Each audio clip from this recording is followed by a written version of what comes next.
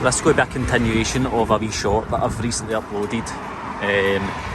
You'll see that I was out here recently and I was doing a section fault, and all down this road there was about 4 135 volts dark, and I came across this one that had a blue cable as my earth, single insulated, and a red and a black here, double insulated singles.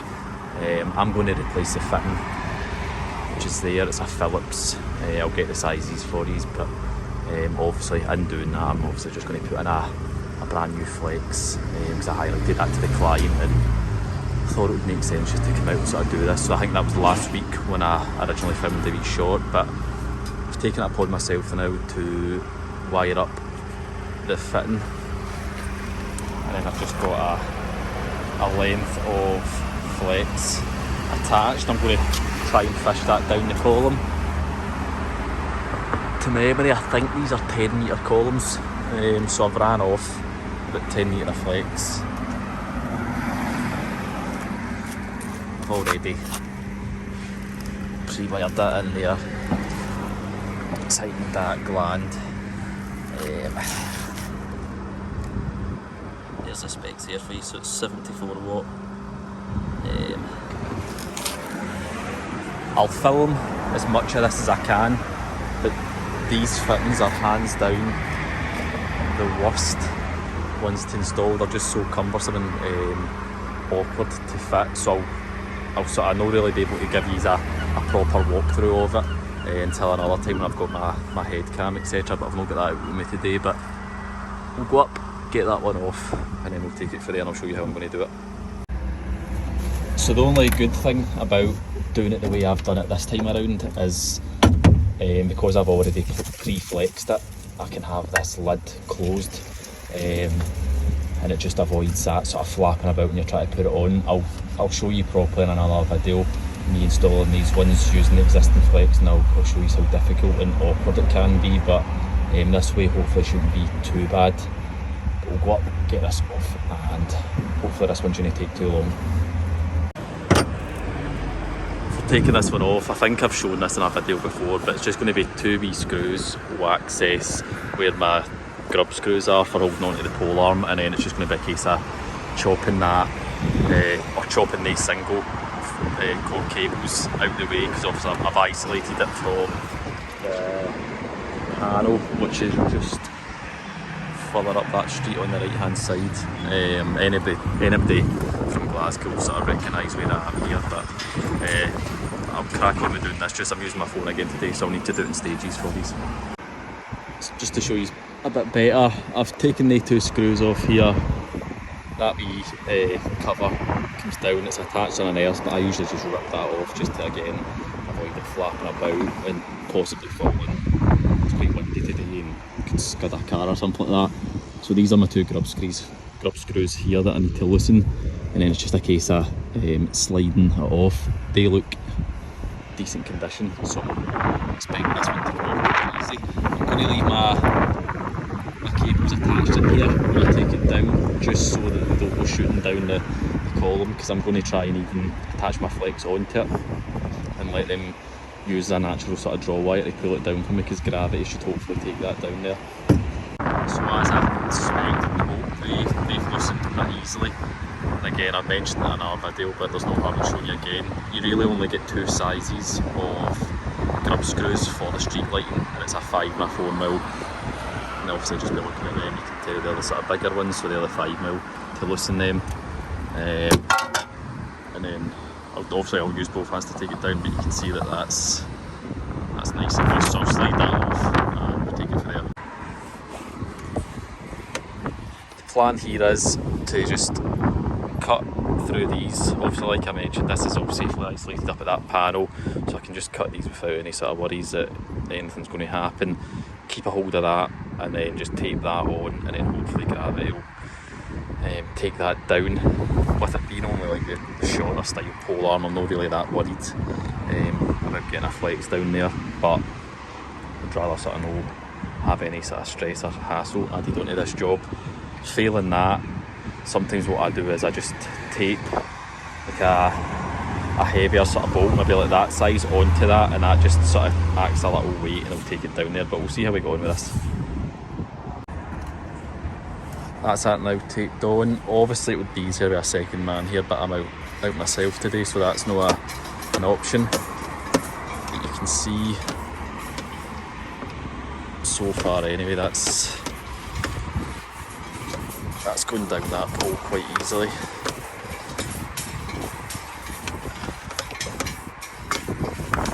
I'm obviously going to have quite a bit of excess on this, I would imagine, but again, it's better being safe than sorry. I've done it before when I sort of first started doing this stuff, and you thought you'd try and be a bit more careful with the amount of cable you used, and you would end up really short and then having to start it all over again, which is far from ideal.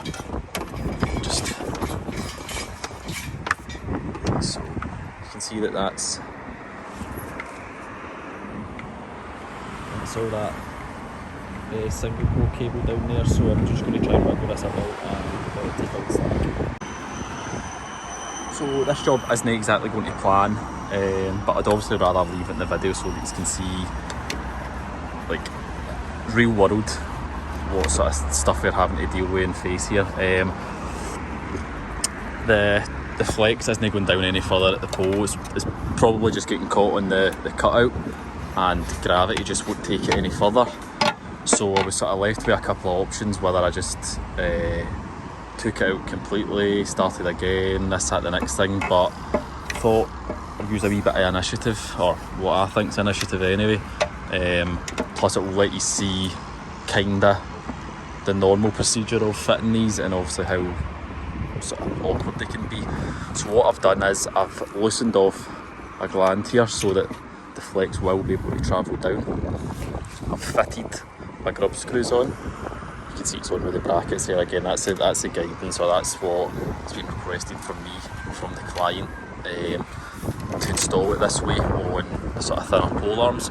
And now that this is obviously safe up here, my plan is to go down to the ground and then just basically put the cable from down there.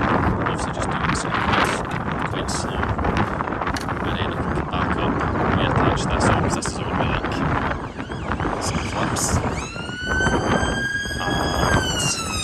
I can come back up, re-secure all this, make sure that my connections are still fine, and then we can take it from there. Right, so you can see the end of my flex there, so hopefully this works. Otherwise I'll be starting again.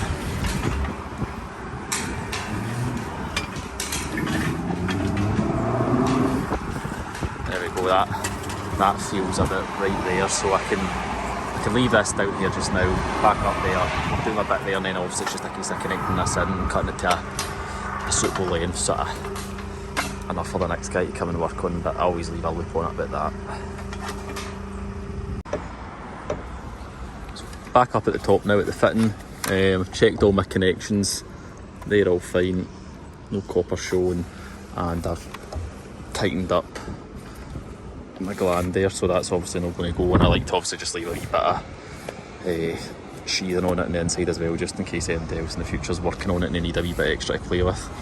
So to put these covers back on, again, really don't like these fittings, but it's just a case of putting it on like that, and then there's two grub screws underneath it that will get tightened up, and I think they're 4mm. I'll show you that in a wee second.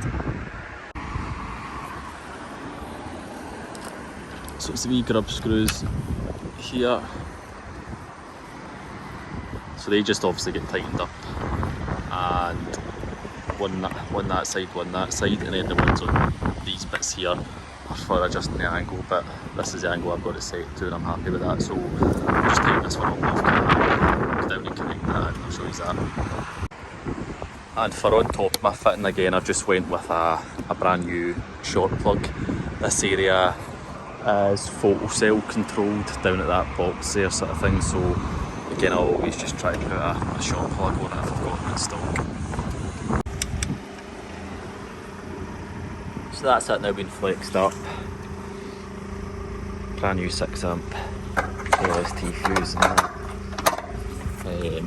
Just going to be a case of tightening these screws up here, and I've left a decent loop on that again for the next spark that ever needs to change this fit, and it's not going to be an absolute nightmare for them.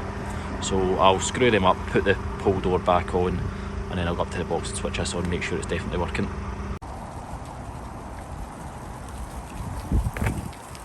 So as mentioned, here's the box for it. I'm sure this box, actually I'll probably need to do this with both hands, because this box, that's what we're dealing with there.